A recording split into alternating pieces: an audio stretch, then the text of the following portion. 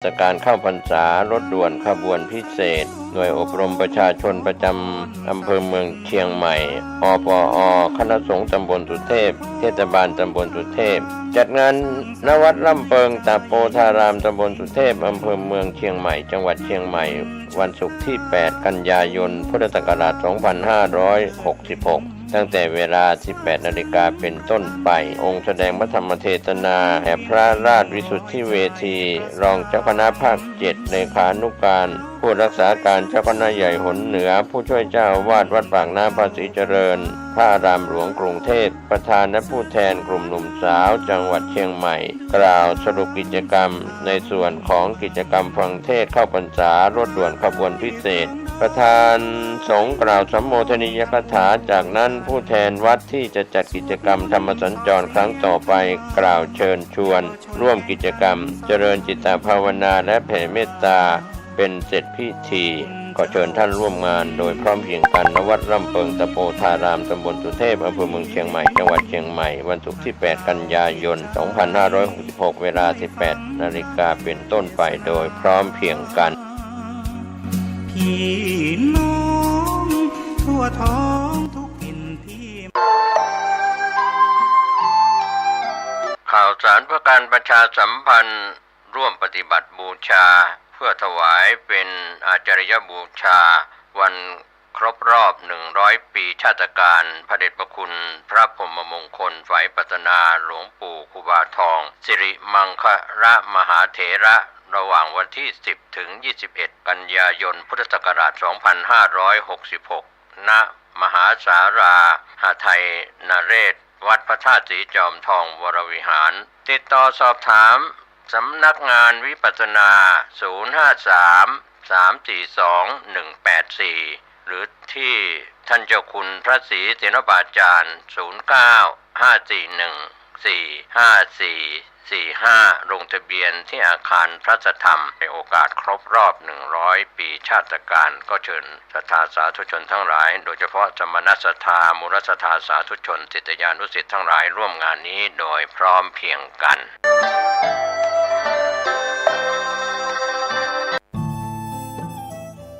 ท่านกำลังติดตามรับฟังสถานีวิทยุกระจายเสียงพระพุทธศาสนาแห่งชาติและสังคมคลื่นเพื่อการศึกษาพระพุทธศาสนาและวัฒนธรรมระบบ FM 104.5 เมกะเฮิรตซ์รายการต่อไปเป็นรายการเสียงธรรมจากสามเณรดำเนินรายการโดยสามเณรสมพงษ์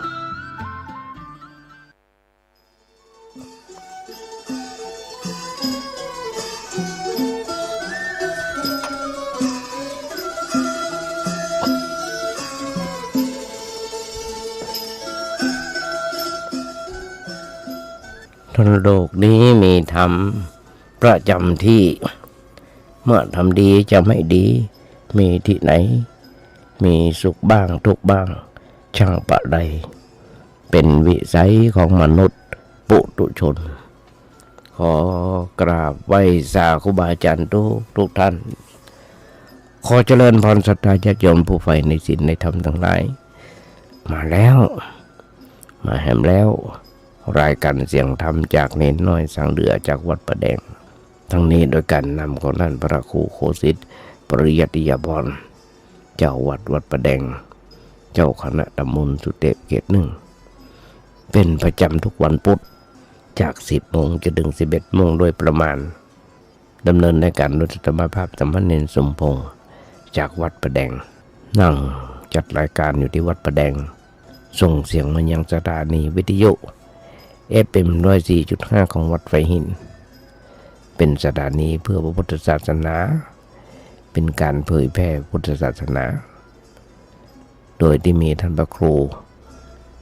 สมุวิสุวัตรวรกิจโจนายสถานีและเจ้าอธิการเมตตาแบ่งเวลาธรรมภาพ1 ชั่วโมงเฉพาะวันพุธมีข้อแม้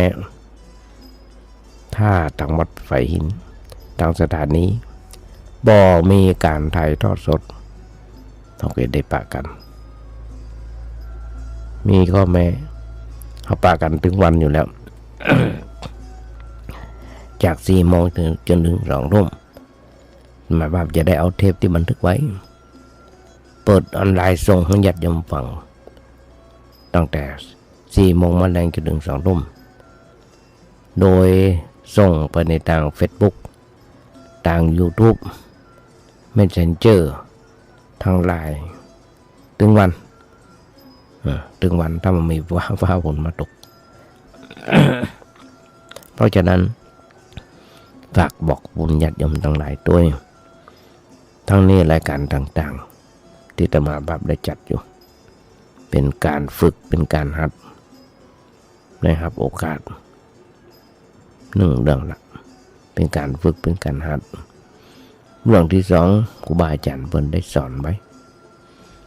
ว่าอยู่วัดจะไปอยู่บ่ได้มันไหวพระสดโยโกห้องแล้วเอานำธรรมคำสอนองค์พระสัมมาสัมพุทธเจ้ามาโอ้มาจากญาติโยมฟังพ่องอาตมาได้ทำตามที่ครูบาอาจารย์เพิ่นได้สั่งได้สอนไว้มาโดยตลอด37-38 ปีเพราะฉะนั้นญาติโยมทั้งหลายเมตตากันน้อยตัวนี้ฟังแล้วคุณคล่องมองใจบอกเข้าใจก็ดีเข้าใจก็ดี ก็ขอความเมตตานึกแค่ว่าน้อยเป็นมาเป็นกู้เป็นกิมเปิดโทรศัพท์ฟังไปเป็นเวลาที่เหมาะเนาะเพราะว่าที่รายการนี้ที่จัดอยู่จาก10 โมงจนถึง11 โมง ก็อย่างว่าเป็นยุคโควิดคนเฒ่าคนแก่มันได้ไปไหนก็เปิดวิทยุฟังไปเปิดโทรศัพท์ฟังไปบางคนก็นั่งซักเสื้อซักผ้าลูกเต้าดันเน่นบางคนก็ทำกับข้าวกับปลากวาดกันล่างกลางขวางก็ว่ากันไปก็ทำกันไปฟังกันไปติเพื่อก่อบริติเพื่อทำลายทุกวันมาส่งครูบาอาจารย์บัณฑิตนักปราชญ์ผู้รู้ที่รู้จักกันใน Facebook ใน LINE เป็นส่วนตัวบ้องและบอกหันหน้าหันตาบ้องเปิ้ลก็ได้ให้ความเมตตามาแบบแนะนำสั่งสอนมาโดยตลอดเพราะฉะนั้นญาติโยมทั้งหลายนึกเกี่ยวว่าในโน้นตัวไหนเป็นลูกเป็นหลานกึดอย่างได้ก็ตมาก็จะอู้ญาติโยมฟังก็อย่างที่บอกถ้าโลกนี้มีทำประจำที่เมื่อทำดีจะไม่ดีมีที่ไหนมีสุขบ้างทุกข์บ้างช่างปไรเป็นวิสัยของมนุษย์ปุถุชนหันได้ญาติโยมทั้งหลายไม่ว่าจะเป็นข่าวสถานีไหนโทรทัศน์ช่องไหนมีแต่ข่าวฆ่ากันตายนับวันยิ่งไม่ใช่คนเฒ่าคนแก่หรอกเป็นละเอกละอ่อนเรียนหนังสือม.1 ม.2 ก็เริ่มฆ่ากันตายแล้วแทงกันตายยิงกันตายนอนไปซ่อหาปืนหามีดที่ไหนมาไปล้ำไปเรื่องโคตรอย่างกันน้อยก็เอากันละฆ่ากันละตีลันปันแตงกันละเนี่ยญาติโยมทั้งหลายแต่มาว่ามันเป็นเพราะว่าละอ่อนมื้อนี้ไม่ได้เข้าวัดเข้าวาพ่อแม่ไม่ได้เอาเข้าวัดเข้าวามีแต่ส่งกันเฮียนในทางโลกก็มีหลายวัดหลายวาที่เอาพระเถรนิดหน่อยเอามาบวชภาคฤดูร้อนพ่องบวชเฉลิมพระชนมพรรษาพ่องอย่างวัดอุโมงค์วัดดำเปิงวัดไฟหินวัดโสดาวัดพระธาตุดอยสุเทพต้องที่จำได้นะเปิ้นบวชกันเป็นเดือนปีๆแล้วเป็นร้อยลูกบางคนก็บวชเฮียนได้คนละญาติโยมทั้งหลายนักดาบบ้านอย่างน้อยๆเป็นการสืบทอดพระพุทธศาสนาเขาก็ต้องไปเกิดอย่างนักญาติโยมทั้งหลายคนเฮานั้นเปิ้นถึงบอกอย่างน้อยๆเป็นหลักของพุทธศาสนาหลักพุทธศาสนาคืออย่างหลักของพุทธศาสนาคือบ่มีความทุกข์ในทุกขั้นตอนบ่มีความทุกข์ในทุกขั้นตอนญาติโยมทั้งหลายการบริหารธุรกิจแบบพุทธ แปลว่าชาวพุทธเราหรือว่าพุทธศาสนามีธุรกิจแบบอื่นซึ่งบ่เหมือนที่ท่านมีอยู่จะมีความสูงกว่ากันนักก็ได้นั่นคือมุ่งไปในทางทางจิตทางวิญญาณเพราะฉะนั้นญาติโยมหลายจะต้องปรับปรุงหรือว่าคัดเลือกเอาเองไปตามหลักแห่งพุทธศาสนาเราอยากจะมีแบบพุทธก็ถูกเพราะมันมีได้หลายแบบเลือกได้หลายแบบแต่วันเนี้ยอยากจำทั้งหลายมาโอ้น้อยนึงจะโอ้กันตามแบบพุทธมันก็ต้องโอ้ด้วยกันหลักที่เป็นหัวใจของพุทธศาสนาจะเข้ากันได้เพียงใด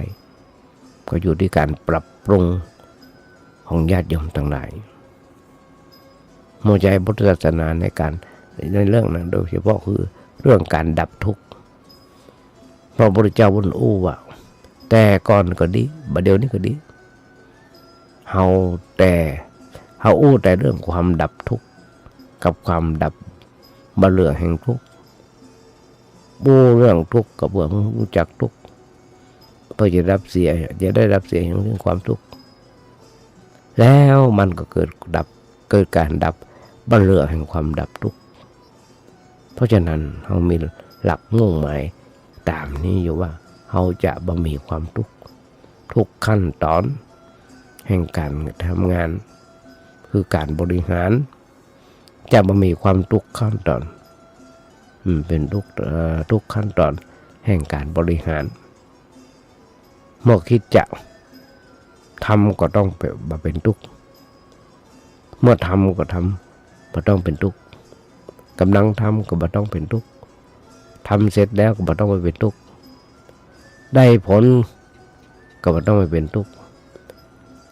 เก็บรักษาผลไว้ก็บ่ต้องไปเป็นทุกข์ใจผลประโยชน์นั้นก็บ่ต้องไปเป็นทุกข์มันยิ่งการบ้านการเมืองมาเดี๋ยวนี้ญาติโยมทั้งหลาย เลือกตั้งมาได้นี่พฤษภามิถุนากรกฎาสิงหา4 เดือนแล้วเข้า4 เดือนนี่แหละยังบอกเรื่องเลยเป็นยังไงเดือดแล้วมันไม่กันหลายที่หลายแห่งเขาก็ต้องทำใจญาติโยมทั้งหลาย เพราะฉะนั้นได้สิ่งที่ทุกคนทั่วไป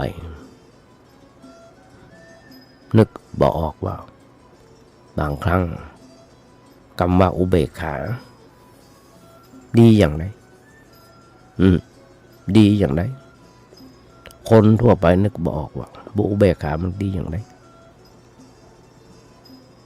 ขันติมีอย่างไรต้องมีปัญญาจันเลิศสุดยอดถึงจะรู้จักความประเสริฐของอุเบกขาเน่น้อยตัวนี้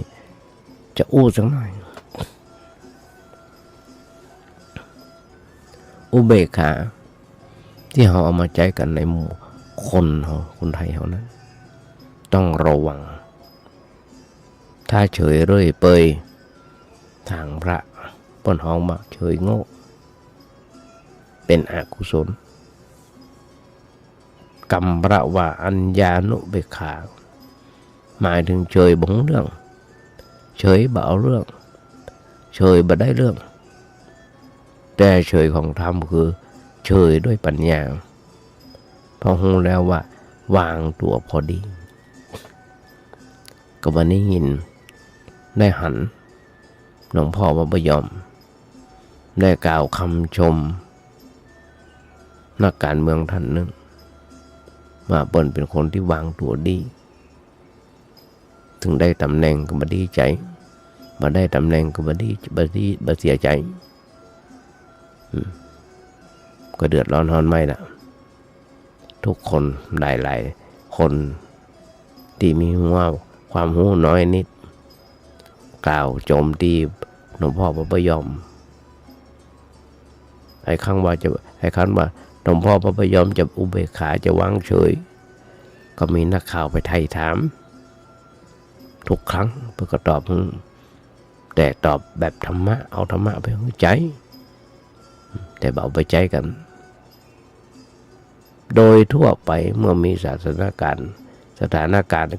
ตื่นเต้นเกิดขึ้นจะมีคน3 จำพวกเปิ้นบอกคนที่บอกรู้เรื่องอะไรอย่างเลยเฉยคนที่หูกึ่งบอกหูกึ่งอาจจะตื่นเต้นโวยวายลุกขึ้นมากระโดดโลดเต้นแต่แก้ไขปัญหาบ่ค่อยได้บางทีตื่นเต้นโวยวายไปยิ่งกว่าทำให้ลุกลามใหญ่โต3 คนที่บอกคนที่หูเข้าใจหมดพอหูเรื่องที่มันเกิดขึ้นเป็นอย่างไรเป็นเหตุปัจจัยเป็นอย่างไรมันจะไปเป็นอย่างไรจะแก้ไขที่ท่าไหนจุดไหนถึงจุดไหนก็ต้องทำมาอย่างพวกเนี้ยเฉยเหมือนกันแต่พอเฉยพร้อมรอจังหวะ พร้อมรอจังหวะเมื่อถึงจุดหนึ่ง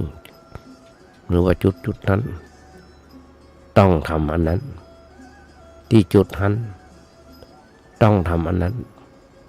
เขาเฉยแต่พร้อมที่จะทำไปตามลำดับถูกจุดถูกที่พวกนี้แก้ปัญหาได้เพราะฉะนั้นความนิ่งเฉยโดยรู้นี่แหละคืออุเบกขาแต่มาเอาหนังสือของสมเด็จพระพุทธจารย์โคสาจารย์หรือว่าปอวยุตโตมาโอ้จะยำฟังจะอยู่อย่างเป็นเหยื่อหรือขึ้นเหนือไปบนหน้านำบนญาติโยมทั้งหลายเนี่ยคือเหตุผลที่เราชอบอู้กันทุกวันวันนี้พรรษานี่ก็แหมพรรษานึงที่อยู่ปลอดภัยไหมโดยหัวสุขภาพตะหมาบแล้ว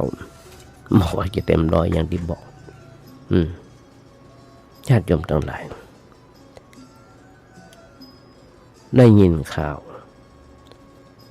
ได้ยินข่าวคร่าวๆพอประมาณได้ว่าหลายปีแล้วในเมืองไทยเขาเนี่ยมีนักโทษที่ติดคุกติดตารางหน้าป้าป้านแต่มีนักโทษจำพวกนึงที่เป็นแม่หญิงซึ่งมาได้บทมีเพียงหลายนักแก้เหมือนกันในนักโทษประจายจำนวนนักที่มีที่บทมาแล้วก็มีนักเหมือนกันกว่าคนที่มาได้บทการจูงใจพ่อแม่ขึ้นสวรรค์การจูงพ่อแม่ขึ้นสู่สวงสวรรค์ได้อย่างไรโดยเฉพาะนักโทษไม่ยิงมีมาถึงก็ประมาณ30 หมื่นการบวชนั้นเป็นการดีพระเจ้าบดีแต่โปรดอย่าเข้าใจว่าการบวชนั้นจะจูงพ่อจูงแม่ขึ้นสวรรค์ได้ซึ่งมันอยู่ที่ว่าเฮาผู้เป็นลูกทำตัวเป็นคนดีหรือทำตัวเป็นคนเลวต่างหากใจว่าจะอยู่บ่ใจอยู่ที่การบวชหรือประบวชบางรายจัดงานบวชให้ลูกให้หลานโอ้ญาติโยมทั้งหลายเท่าที่หันใหญ่โตบ่โหร้านล้มหมูล้มงัวเป็ดหมูกับเป็ดไก่กับเหล้ายาป่าปิ้งกับมหรสพอย่างต่างๆเพราะฉะนั้นดังไปทั่วบ้านทั่วเมืองลูกกันอุ้มผ้าไตรแย่งกันจุงหน้าเขาโบสถ์แต่วงกองยาวปีพาดลาดตะพน ยิงปืนจุดประทัด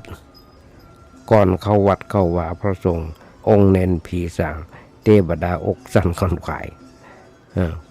อกสั่นขวัญหายนึกว่าเกิดรึกเหนือเสือใต้ บวชได้บักกี่วันณตัวเดียวยังหมดทั้งเรื่องโมตัวเดียวก็ยังหมดทั้งเรื่องหันพ่อหันแม่ปู่ย่าตายายพี่น้องแฮมดีอกดีใจกันใหญ่ยกใจที่ไหนได้3 วัน 7 วันซึกออกมาก่อกรรมทำเขียนสร้างเวรให้พ่อของแม่เดือดร้อนหนักเข้าไปเกินกว่าเดิม3 วัน 7 วันพอซึกออกไปเดือดร้อนกว่าเดิมทางสร้างบุญสร้างกุศลมีนักหนาป้าป้านญาติโยมทั้งหลายไม่ใช่มีแต่เฉพาะเรื่องการบวชนั้นแต่อย่าลืมว่าการบวชนั้นเป็นการชักจูง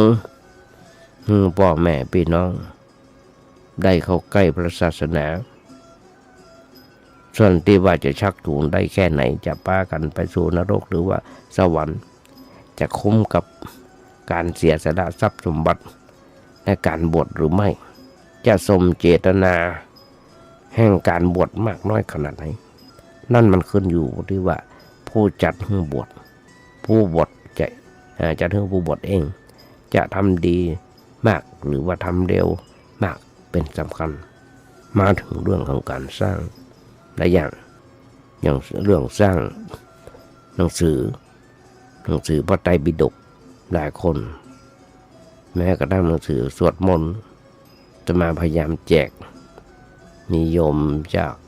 กรุงเทพโยมเป็นอย่างก่อนเนี่ยปนำมาถวายไว้ประมาณสัก100 เล่มได้มั้ง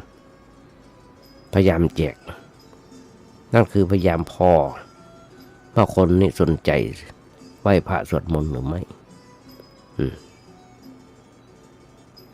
ถึงจะแจกต้นชอบสวดมนต์หรือไม่ถึงจะแจกบางคนเอาไปกองบนหัวเตียงไปไว้หิ้งพระมาเคยกำมาสวดมาเคยกำมาอ่านเหมือนกันนะอย่างเรื่องสร้างหนังสือพระไตรปิฎกเหมือนกันหรือสร้างหนังสืออภิธรรม7 คำปีแล้วจะมาตกนรกจะเป็นการทดแทนพระคุณของพ่อของแม่เพียงพอญาติโยมทั้งหลายแต่มาคนหนึ่งที่หันว่ามาจริงมาใจมาแด้พ่อแม่ปู่ย่าตายายเลี้ยงมากว่าจะใหญ่หน้ากล้าบานบางคนจะหมดเงินไปกี่หมื่นกี่แสนกี่ล้านค่าสร้างหนังสือพระไตรปิฎกกี่พันบาทพระอภิธรรม7 คัมภีร์ชุดละกี่พันบาทจะมาเทียบเท่าคุณพ่อคุณแม่ที่เลี้ยงมาได้อย่างไรบางแห่งเชื่ออย่างนั้นเชื่อฝังใจถึงขนาดซื้อพระคัมภีร์อย่างที่ไปกองเป็นรับถมก็เป็นห้างหนูเป็นจันก็มีอยู่ที่วัดไป10 ปีเกือบจะมีใครอ่านก็กันมาที่มาเนี่ยภัยจะค้นภัยจะค้านหรือภัยจะเดือดภัยบ่พอใจก็ได้ซึ่งทุกคนหันความจริงอย่างนี้พระไตรปิฎกอยู่ในตู้ก็แก่นใบหนึ่งหลายพันบาทบางทีเป็นหมื่นบ่ได้รับรองตัวเองว่าดูผิดหรือถูกเฮาต้องพิจารณาพิสูจน์ด้วยตัวเก่าให้ได้บัดสงวนสิทธิ์ลองไปพอได้ตามวัดวาศาสนาต่างๆทุกวัดหันกันอยู่หากว่าอยากจะสร้างหนังสือจริงๆสร้างพระคัมภีร์อย่างที่นั้นไปไว้วัดละ1 ชุดก็พอแล้วเกือด้านคนจะสร้างหนังสือเมื่อเจ้าบ้านหรือว่าเจ้าวัดอ่านได้ทำอย่างเรื่องดอกไม้ธูปเทียนการถวายดอกไม้ธูปเทียนก็ได้ประเน้นหรือบูชาพระพุทธรูปนั้น ตมาคนหนึ่งจะขอว่าจะหาว่าเป็นมิจฉาทิฏฐิเป็นความหันผิดแค่มันอดบ่ไหวถึงบางวัดดอกไม้ทูบเทียนเฉพาะที่ญาติโยมถวายพระในเวลาใส่บาตรแทบจะหอบเอาไว้แต่โยมลองตัวปฏิวัติจะหันได้ว่ามันล้นแจกันพโยมก็จะเอาไปทิ้งไปละทิ้งไปขวางเนี่ยส่วนมากหันในกรุงเทพเชียงใหม่นี่ก็มีธรรมาเหมือนกันธรรมาจะมาจัดใส่ใจกัน ซึ่งมีคนมาสอนธรรมาภาพเมื่ออาจารย์น้ำลงส่งแก้วสมัยนั้นประมาณเป็นพ่อหลวงพ่นสอนธรรมาจัดดอกไม้ก็แล้ววิชานั้นมาจัดมีญาติโยมหลายท่านแทบจะทุกอาทิตย์ทุกเดือนก็เอาดอกมาถวายธรรมาก็จัดใส่ใจกัน2 อันวางหน้าพระเพราะฉะนั้นนี่คือประโยชน์ของเบิ้ลดอกไม้ทูบเทียนมันแปลงมาเดียวญาติโยมทั้งหลายดอก1 กำ 1ก็หลายสตางค์อยู่จัดบูชาพระในเจกันที่โต๊ะหมู่บูชาหรือว่าที่หิ้งพระก็คงจะพอคนญาติโยมทั้งหลายอาตมาก็ทำอย่างนั้นอย่างที่เพิ่นว่ากันบางคนขนาดบอกว่าดอกซ่อนกลิ่นบูชาพระบ่ได้ใจบูชาศพอย่างเดียวเท่านั้นเป็นไปได้บ่ญาติโยมทั้งหลายเวรกรรมแต่จัดไหนดอกซ่อนกลิ่นทั้งที่กลิ่นก็หอมกว่าดอกไม้ที่บางชนิดซ้ำไปแต่กลับถูกมนุษย์กีดกันมายอมใจบูชาพระพุทธพระธรรมพระสงฆ์มันผิดอะไรอย่าง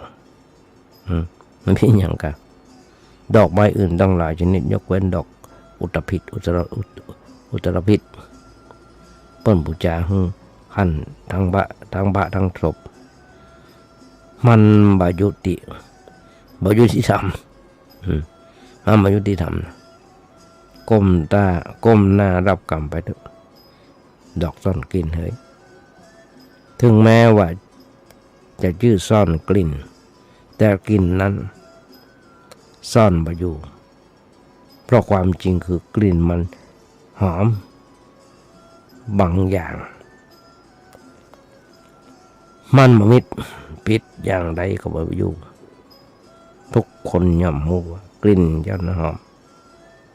ญาติโยมทั้งหลายเปิ้นผู้ที่ตั้งธรรมเนียม ขานิยมเจ้าบูชาเป็นเพียงที่ศพบูชาพระยังมาได้นั้นคงจะเป็นคนที่วิปริต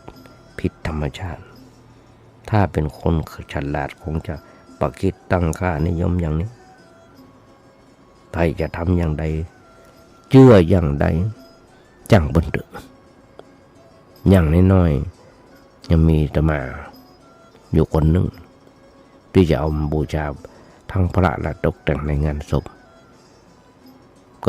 ก็บางอันจะมี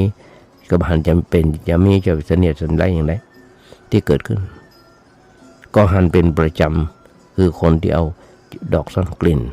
ไปตกแต่งในงานศพแล้วก็กลิ่นกินเหล้าเมายาเล่นการพนันขันต่อกันอวดสวดกับโคตรแข่งกับพระที่เบิ้ลสวดคำว่าคนเนี่ยญาติโยมทั้งหลายยุ่งแต่น้องเกิดกันน้อยๆก็เล่นน้อยๆละสักน้อยละญาติโยมทั้งหลายเปิ้นเอาไว้อย่าว่าทุกคนมาเท่ากันเหมือนกันมีตา2 แก่นมีหู2 ข้างมีหูดัง2 หูมีปาก1 ปากสิ่งที่สำคัญที่สุดปากเฮานี่แหละหูมีหูซ้ายหูขวาโบราณเป็นว่าฝั่งทะลุหูซ้ายเข้าหูขวาทะลุหูซ้ายในเรื่องบดีตาพอในสิ่งที่ดีที่เป็นมงคล ปากก็เหมือนกันญาติโยมทั้งหลายปากก็กินเอาใส่ปากทุกอย่างจะใหญ่จะน้อย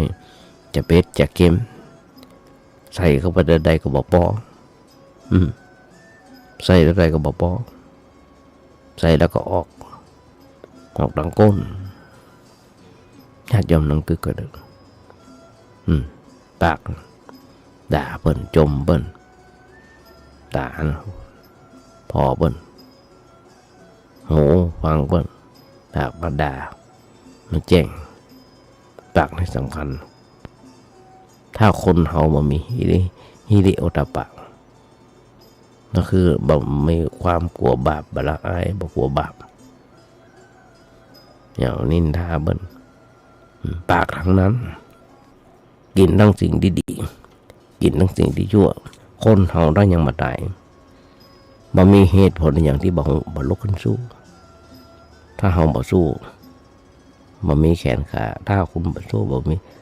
มีแขนขาคนหันแต่คนพิการแต่คุณยังบ่ได้ถ้าคุณยังทำอะไรอย่างบ่สำเร็จคุณก็อย่าผิดหวังก็คุณก็แค่ผิดหวังแต่คุณยังบ่ได้เป็นคำที่อาตมาได้จดเหมือนหลายปีแล้วญาติโยมทั้งหลายเนี่ยที่น่าสงสารที่สุดก็จะได้แก่งานศพแต่ละงานจ่ายค่าดอกไม้เป็นหมื่นเป็นพันเป็นหมื่นญาติโยมต้องก็เถอะแต่ถวายพระรูปละบักกีสตังค์บำรุงวัดเพื่อช่วยซ่อมแซมหรือทำประโยชน์อย่างใดอย่างหนึ่งนืดเหนียว นืดเหนียวพวกยากขนาดไม่ใช่แกงโอ้นะบางงานค่าดอกไม้ค่าจ้างคนจัดดอกไม้3 หรือว่า 40,000 บาทก็มีประมาณฟรีเนาะจัดให้เปิดนั่นฟรีซื้อดอกไม้กับบางเปิ้นบางทีซื้อดอกไม้มานั่งจัดให้ฟรีแต่บัดเดี๋ยวนี้มีกลุ่มอสมหรือกลุ่มแม่บ้านหรือว่าป้นจัดกันแล้วมาถึงมืออาตมาละบัดเดี๋ยวพระบทไปเฮียนกันมาแล้วที่อู้เนี่ยญาติโยมทั้งหลายบ่ได้อู้บ่จะห้ามบูชาด้วยดอกไม้เพียงแต่ว่าบูชาเท่าที่จำเป็นพอเหมาะพอควรเท่านั้นมีดอกไม้ก็ได้บ่มีก็ได้ทำบุญย่อมได้บุญวันยังค่ำญาติโยมทั้งหลายบางคนต้องมาทำบุญอย่างเช่นทานขันเข้าก็ยังถวายสังฆทานกันเนี่ยเปิ้นบอกว่าเปิ้นลืมซื้อดอกไม้มาเป็นอย่างก็หาเนี่ยปิกไปซื้อบอกจะมาบอกของเปิ้นบ่าลองยกมือพนมไว้หรอทำตุ้มๆแต่มายกตัวอย่างเปิ้นว่าทำตัวอย่างเปิ้นว่าโยมก็มีดอกไม้แล้วก็คือมือสองข้างตัวพนมมือไหว้หัวแม่โป้ง2 หัวกะนิ้วก้อย2 นิ้วต่างทูบต่างเทียนนิ้วมือแหม3 นิ้วแหม6 นิ้วนั้นต่างทูบเทียนทำเป็นดอกบัวตุ้มๆทำมือเป็นตุ้มๆนั่นคือดอกบัวนั่นคือปฏิกิริยาอย่างหนึ่งนั่นก็ได้แล้วญาติโยมทั้งหลายบุญจะสำเร็จด้วยการปัตตานุโมทนาใหม่เรื่องของธูปเทียนก็เป็นเรื่องที่น่าจะทบทวนเหมือนกันบางวัดส่วนมากในกรุงเทพอย่างเชียงใหม่เนี่ยเอาง่าย2-3 เดือนเพิ่นกับเอาธูปเอาเทียนมาบางเพิ่นก็แถมด้วยถาดพลาสติกจำนวนเป็น100ธูปเทียนกำลังเป็นลังออกมาเผาว่างอย่างวัดจีดีหลวงเวลาเข้าอินดิคินไปห่อเตอะญาติโยมทั้งหลายดอกไม้กองพะเนินเทินทึกธูปเทียนแหม มาหันได้จำได้มาเป็นขยมไปเอาทางหลังวัดพระสิงห์ทางหน้าวัดพระบ้องวัดประสาทไปขนเอาทูบมาไปขนเอาทูบมาสมัยนั้นก็ประมาณปี2510 506 507นึงมั้งไปขนเอามาพอจะเอาการเอาทูบมาแจ่น้ำแล้วก็เอาเกสรดอกไม้นะเอามาปั๊มพระพิมพ์พระมันมีส่วนผสมหลายอย่างเอาบนห้องเอาดอกกินกระถินมาเอาเกสรมาด้วยดอกสลับปีพวกหยังพ้องมาทำอัดเป็นพระแจกญาติโยมปี2507-508ถ้าจำผิดปนใจไปสมัยนั้นมีรถ4 ล้อกันเดียวบ้านนี้เต็มลำรถ4 ล้อเนี่ยทำอย่างหนึ่งที่มีประโยชน์เพราะฉะนั้นญาติโยมทั้งหลายสร้างสิ่งใดได้สิ่งนั้นนะโยมป้นบอกไว้แต่มาได้กำหนังสือเล่มหนึ่งขึ้นมาจริงก็แต่หรือว่าแต่ก็ว่าสร้างช่อฟ้าใบราคาหางหงสร้างเสาเอกได้บุญนักญาติโยมทั้งหลายทุกคนก็อยากได้บุญนักก็อย่าไปสร้างอย่างอื่นเลยต่างคนต่างก็สร้างช่อฟ้าใบราคาหางหงส่วนของอื่นโบสถ์หรือว่าศาลานั้นอย่าไปสร้างเลยเพราะมันได้บุญน้อยเวลาพระเน้นสวดฉันเทศเกิดเปิ้นไปสวดไปฉันไปเทศหรือว่าไปหันอ่านหนังสือเรียนหนังสืออยู่บนช่อฟ้าใบราคาพุทธญาติโยมก็ได้บุญฟังเทศฟังธรรมบทหนักช่อฟ้าใบราคามันจะดีมันน้อยบ่ได้ว่าย่อนะโอ้กันเล่นเมื่อสร้างเสาเอกได้บุญหนักภายก็อยากสร้างเสาเอกเป็นกุศโลบายอย่างหนึ่งที่อาตมาบอกนั่นแหละเสาอื่นส่วนอื่นอย่าไปสร้างเพราะมันได้บุญน้อยน่าญาติโยมไปทำบุญฟังเทศก็ฮือพระเปิ้นแกะก่อเสาเทศหรือว่าสวดอยู่บนยอดเสาแล้วโยมญาติโยมทั้งหลายก็แกะก่อเสาปีนเสาเอกฟังเทศสวดมนต์นี่เปิ้นว่ากันเรื่องของกฐินก็เหมือนกันเรื่องของกฐินเป็นเครื่องมือหากินส่วนมากกฐินส่วนตัวแต่ว่าแจกไปทั่วบ้านทั่วเมืองแจกกัดเลี้ยงเหล้าเลี้ยงเบียร์มรสพสมทบเพื่อการฆ่าหมูกี่ตัวเนื้อกี่ตัวคิดแต่จะกำไรในที่สุดพอหาส่วนที่เป็นบุญเป็นกุศลบาปเลยเคยถามเจ้าภาพที่ทอดกฐินอย่างใหญ่โตมโหฬาร 2-3 ครั้งแล้วว่าที่ทำไปแล้วนั้นได้บุญตัดที่ไหนคือกฐินอันยังคือบุญตอบมาได้สักรายเดียวเหนื่อยเซ็งเป็ดเลยญาติโยมทั้งหลายก่อนที่จะออกพรรษาแล้วจะมีกฐินวัดประแดงก็มีแต่มาขอโอ้เล็กน้อยหนึ่งแล้วใกล้ๆบนจะมาอุ้มกรรมกฐินสามัคคีก็มีเรื่องที่พิจารณากันเล่นๆอยู่เหมือนกันบางคนออกเงิน100 บาทก็มี1,000 บาทก็มี10,000 บาทก็มี10 บาทก็มี20 บาทก็มีบาท1ก็มีแต่มีบางคนออกค่าผ้าไตร1 ผืน1 ไตรเอาละสมมติว่าเอาบอก1 ครึ่งไตรพอถึงเวลาทอดจริงๆโฆษกประกาศว่าขอเชิญคุณนายคุณหญิงคุณป้าคุณแม่ซึ่งเป็นเจ้าภาพผ้ากฐินมาอุ้มผ้ากฐินเพื่อไปประกอบพิธีถวายต่อไปซึ่งฟังพอแล้วญาติโยมทั้งหลายเหมือนกับว่ากฐินทั้งหมดนั้นเ เป็นของคนคนเดียวคือผู้เป็นเจ้าภาพเจ้าของผ้าไตรตอนผ้าไตรที่วันนั้นราคาบกี่ร้อยบาท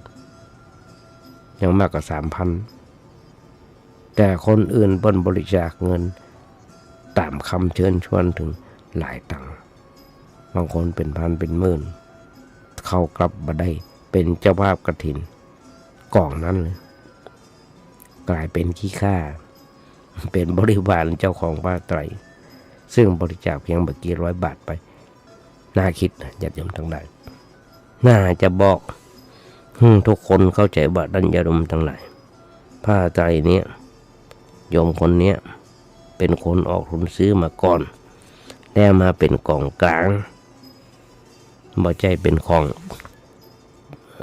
บ่ใจเป็นของผู้หนึ่งผู้ใดญาติโยมทั้งหลายที่ร่วมบริจาคมากหรือว่าน้อยก็ตามมีส่วนในผ้ากฐินผืนนี้ไตรนี้ทั้งนั้นขอมอบให้ท่านผู้นี้เป็น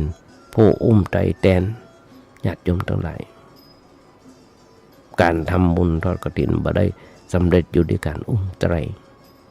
หรือว่าการยกถวายแต่อยู่ด้วยความตั้งใจเสียสละเขาถึงมอบให้ผู้ใดผู้หนึ่งเป็นตัวแทนอุ้มแทนหมู่เฮาอุ้มพร้อมๆกันหมู่จะอุ้มพร้อมๆกันทั้งหมดก็คงทำมันได้การทำบุญทอดกฐินทอดผ้าป่าหรือทำบุญอย่างอื่นอย่างใดจะได้บุญหนักกว่ากันอาตมาขอจำเอาบาอาจารย์เพิ่นได้สอนไหมก็ตอบได้ว่าสิ่งได้เกิดประโยชน์มากก็ได้บุญมากเกิดประโยชน์น้อยก็ได้บุญน้อยแต่ทำลงไปแล้วบ่เกิดประโยชน์อะไรอย่างเลยนั่นคือว่าในคือว่าบ่ได้บุญบ่ได้บุญเลยบางคนพอแล้วน่าเอ็นดูคือเชื่อจนถึงกับบ่ยอมทำบุญอย่างอื่นเลยแต่จะทอดกฐินเพียงอย่างเดียวคอยไปคอยมาถ้าไปถ้ามาตายเลยอดบ่ได้บุญสักอย่างก็บอกว่าไปได้ความรู้เรื่องนี้มาอย่างอี้มาจากที่ไหนจริงก็แต่ก็ที่ว่าการปิดทองลูกนิมิตครบ7 วัดแล้วจะบตกนรกเป็นการปิดทองอบายปิดปากอบายเป็นบาปแต่มาว่าบาจริงมาแต่ข่มเหงรังแกเอารัดเอาเปรียบคนอื่นจี้ปล้นฉกชิงบิ่งราวช่อโกงเหยียดหยามดูหมิ่นเนรคุณสร้างความชั่วสารพัดอย่างแล้วจะมาปิดทองลูกนิมิตแค่7 วัดวัดละบกี่สตางค์เพื่อแลกกับความเร็วความชั่วหนักหนาปาป้านจึงบอกประหารว่าประหารได้ว่าจะมีทางดีเป็นไปได้มันเป็นไปไม่ได้เด็ดขาดใครจะว่าอย่างไรก็ช่างแต่มาว่าของอย่างนี้ใครจะเชื่อก็ได้ไม่เชื่อก็ได้มีแหมสังฆทานเราร่วมมิตรการที่ต้นจัดของใส่ถาดใส่ถุงใส่กระมังถังคุเข้าใจกันง่ายคือต้องการเขาต้องการถือง่ายกำง่ายพระเนรลูกศิษย์ลูกหานำหนังสือกัดลงกรรมได้สะดวกสบายนี่มาแจ้ข้อกฎระเบียบสังฆทานนั่นอย่างและของที่ใส่ถุงใส่ภาชนะนั้นก็ตรวจทำความเข้าใจถูกต้องโดยว่าจะเป็นอันยังก็ได้ที่พระเนรเพิ่นใจเพิ่นฉันได้บางคนใส่ข้าวสุกข้าวสารกะปิน้ำปลาหอมกระเทียมพริกแห้งพริกสดหอมแห้งหอมสดแถมด้วยขวดน้ำใส่แถมถามว่าทำไมถึงใส่เข้าไปได้ทั้งแห้งทั้งสดทั้งสุกทั้งดิบอย่างนั้นก็ต้องตอบว่าเกิดการ ถ้าเกิดชาติหน้าจะได้มีกินมีใจบัดไหวนะจะได้มีกินมีใจทุกอย่างแบบถ้าแบบนั้น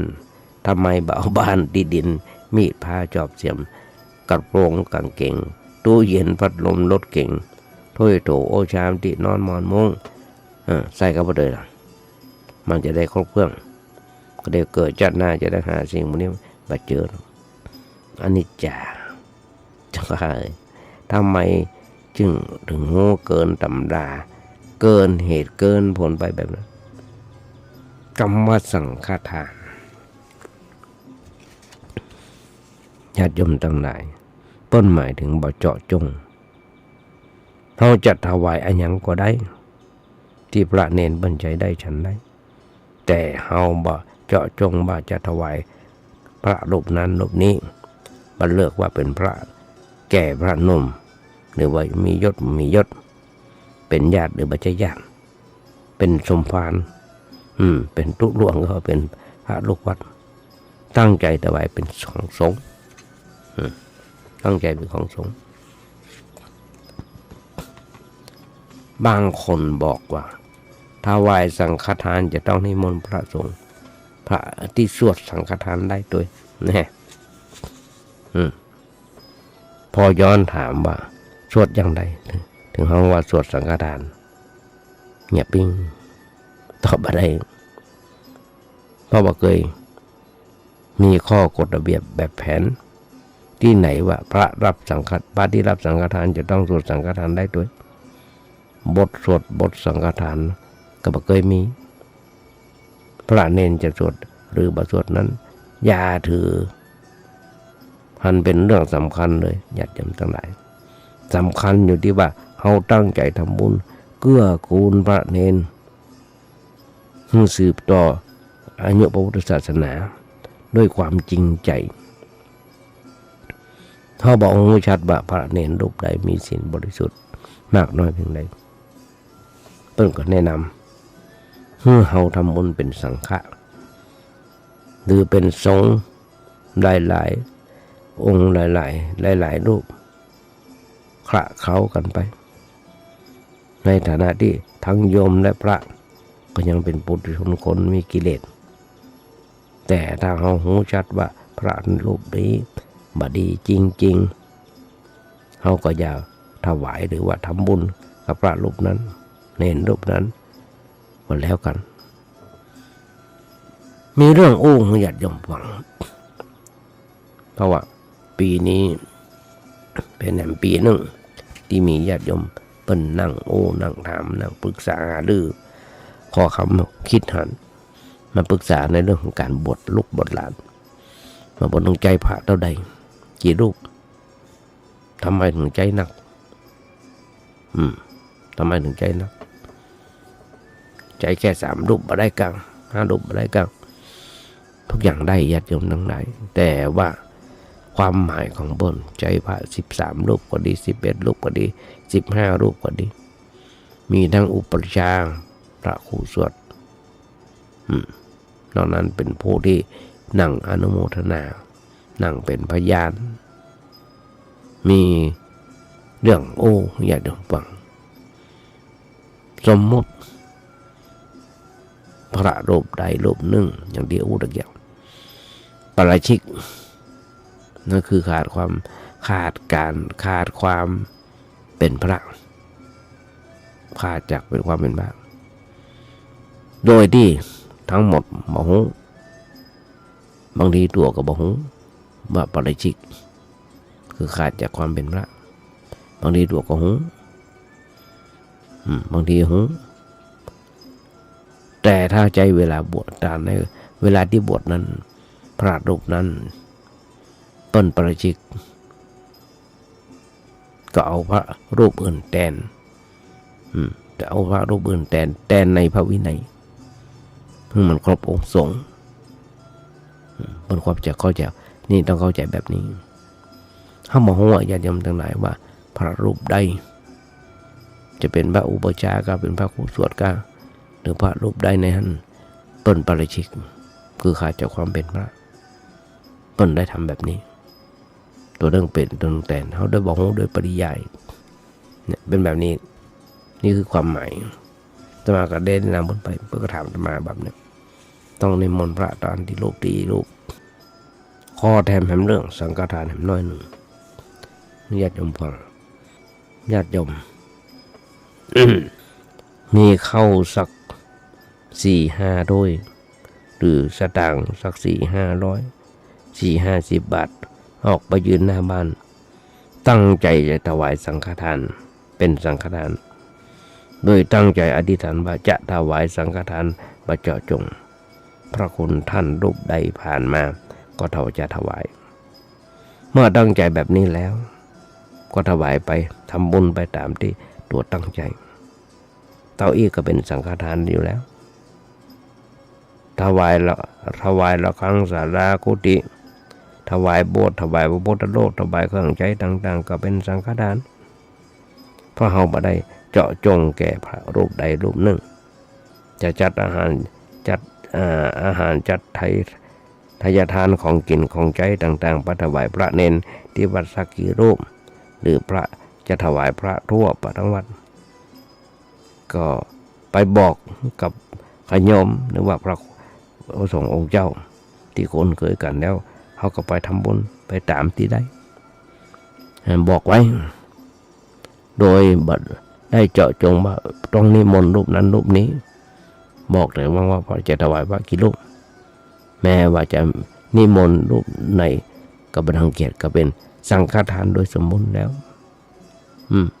สังฆทานสมบูรณ์แล้วอย่าไปเข้าใจว่าจะจัดถังปิ่นโตต่อใดตอนนี้จึงจะเป็นสังฆทานบ่ใจดอกไม้กำหนึ่งก็เป็นสังฆทานญาติโยมทั้งหลายเอาละมาเดี๋ยวพอเวลาใกล้จะหมดแล้วหนังโอ้ญาติโยมฟังไปก็อย่างที่บอกกึดอย่างไรก็จะโอ้ญาติโยมฟังต่อมาก็ขยายใจความมาอย่างที่บอกนะขยายใจความจากบทกลอนที่ว่าถ้าโลกนี้มีทำประจำดีเมื่อทำดีจำไม่ดีมีที่ไหนมีสุขบ้างทุกข์บ้างจังอะไรเป็นวิสัยของมนุษย์ปุถุชนก็ขยายใจความให้ญาติโยมฟังได้แบบนี้คนเฮาถ้ามีธรรมศีลธรรมประจำใจแล้ว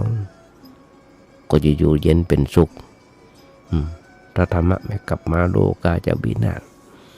เน้นน้อยตัวนี้เอามาระยายให้ญาติโยมฟังกึดอย่างแรกก็จะญาติโยมฟังเผยแผ่ทางสถานีวิทยุ FM 104.5 ของวัดไวหินก็เป็นที่แบบนี้ถึงวันพุธทุกวันพุธก็ฝากบอกบุญญาติโยมทั้งหลายโดยพร้อมกันนี้วางใจเป็นอย่างยิ่งว่าญาติโยมคนไหนอย่างมันนักก็น้อยสำหรับวันนี้เอาล่ะญาติโยมทั้งหลายได้รายการวันนี้ก่อนจะนำรายการนี้จากไปก็ขอเอางานบุญงานกุศลให้ญาติโยมฟังสักเรื่องซึ่งทางวัดประแดงของเฮาโดยที่มีท่านพระครูโคสิทธิ์บริยัติยพรเจ้าวัดเจ้าคณะตำบลสุเทพเขต 1ทางคณะกรรมการเคยก่อร่างห้างแปลงซ่อมแซมเสนาชนะที่วัดประแดงเสร็จไปหลายอันหลายอย่างเพื่อการกรุงรุ่งเรืองตอนนี้จะมีการก่อร่างห้างแปลงศาลาหลังหนึ่งเปิ้นเป็นบอกเป็นศาลาอนุสรณ์หรือว่าเป็นพิพิธภัณฑ์ของพระเจ้าติโลกราชพระเจ้าสัมพังแกนมีละตอนนี้จะมีการสร้างวางศิลาฤกษ์เมื่อเดือนกุมภาพันธ์ได้จำมาพิจนะสมองนี่จะลืมละเพราะฉะนั้นบอกบุญญาติโยมทั้งหลายร่วมทำบุญสุนทานด้วยกันโทรศัพท์ไปทำท่านพระครูเจ้าวัดได้หรือว่าจะรอกฐินก็ได้เพราะว่าจะใจปัจจัยสำหรับกฐินที่มาถวายนั้นสร้างถาวรวัตถุที่วัดประแดงบอกบุญญาติโยมทั้งหลายโดยเบอร์โทรศัพท์ท่านพระครูเจ้าวัดมีเบอร์อยู่ว่า0818815690 เอาล่ะญาติโยมทั้งหลายก่อนจะนำรายการนี้จากไปก็ขอกราบขอบพระคุณน้ำใจของท่านพระครูสมุทรวิศวัตรวรกิจโยในสถานีและท่านพระครูท่านพระครูปริยัติยานุศาสตร์หรืออาจารย์ดร.สวัยผู้ก่อตั้งสถานีวิทยุแห่งนี้กราบขอบพระคุณที่มีความเมตตาธรรมภาพ มีโอกาสอาตมาได้มีโอกาสฝึกหัดในการเอาน้ำธรรมคำสอนของพระสัมมาสัมพุทธเจ้ามาอุ้มพระจ่ายญาติโยมทั้งหลายได้ฟังกันฟังใจอย่างยิ่งเป็นญาติโยมได้ปัญญาก็น้อยวันนี้อาจจะเป็นวันครบรอบวันเกิดของไปคนใดคนหนึ่งอาตมาขออำนวยพรสลายญาติโยมทั้งหลายขอมีความสุขมีความเจริญคิดสิ่งหนึ่งสิ่งใดจงความมุ่งมั่นปรารถนาขอญาติโยมอย่าเจ็บอย่าไข้กันเลยขอเจริญพร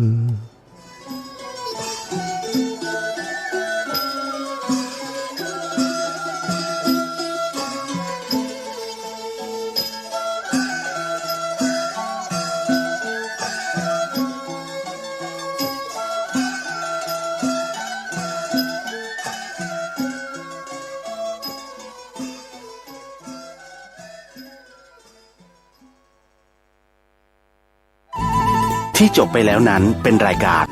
เสียงธรรมจากสามเณรดำเนินรายการโดยสามเณรสมพงษ์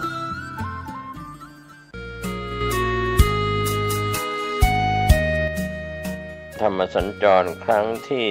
4 กิจกรรมฟังเทศน์ปฏิบัติธรรมเทศกาลเข้าพรรษารถด่วนขบวนพิเศษหน่วยอบรมประชาชนประจำอำเภอเมืองเชียงใหม่อปอคณะสงฆ์ตำบลสุเทพเทศบาลตำบลสุเทพจัดงานณวัดล่ำเปิงตาโปธารามตำบลสุเทพอำเภอเมืองเชียงใหม่จังหวัดเชียงใหม่วันศุกร์ที่ 8 กันยายน พุทธศักราช 2566 ตั้งแต่เวลา 18 นาฬิกาเป็นต้นไปองค์แสดงพระธรรมเทศนา